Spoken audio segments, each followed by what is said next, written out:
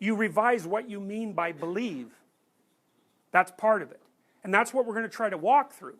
You know, this is a linear argument in some sense, although there's going to be a lot of tangents. I want to show you how that might be done and what it might mean. I mean, who knows what it ultimately means, right? There's just no going there. But my experience with these ideas have been that once you understand them, and it's a different way of categorization, I would say, all sorts of things that you didn't understand all of a sudden light up for you, and it's really helpful.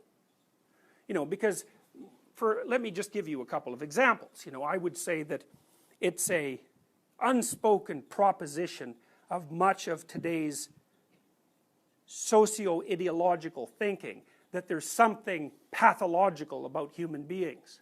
You know, like I've heard people say, like, human beings are like a cancer on the planet. It's like, I went to a TED talk at Queen's, a TEDx talk, where one of the professors, who was a radical environmentalist of sorts, you know, he told the whole audience, they were all people about your age, that if they had any ounce of ethical standards whatsoever, they wouldn't reproduce. It's like,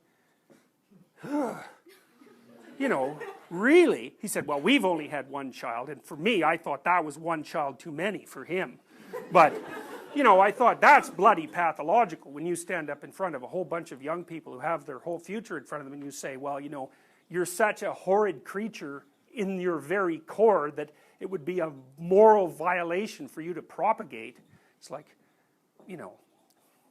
So, I mean, one of the things that's happened to me is, like, I kind of like people.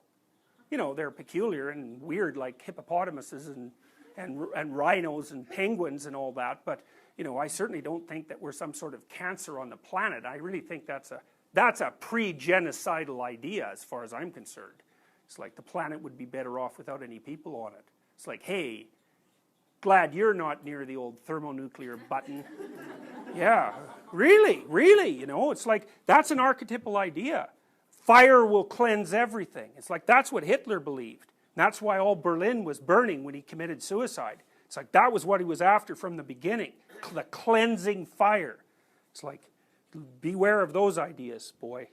You know, and so I can see the intrinsic dignity of people and their intrinsic value and how that can be expressed across time. And, you know, and I value that. It's something pristine and remarkable.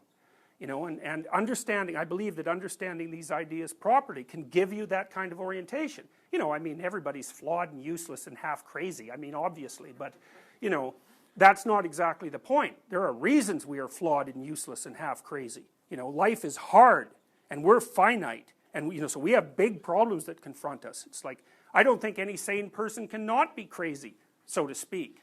But having said all that, the idea that there's something intrinsically pathological about human beings, like, that is an absolutely, what's the word?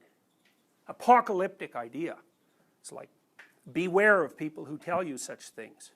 You know, so, and it's certainly not something you should be thinking about yourself. God, it's like, who knows what you're up to, you know, maybe some of you will be great people, you know, good luck with it. So,